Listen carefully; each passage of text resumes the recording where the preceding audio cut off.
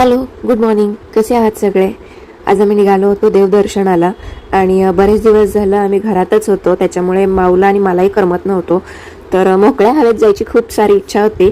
तर आम्ही ठरवलं होतं खराबडेला जायचं आणि पाया पडून सुद्धा यायचं. आणि तिकडे एक मिसळ आहे, मला तिकडची मिसळ खूप आवडते. मिसळ खायच्याच बेतात आम्ही निघालो होतो खरं तर.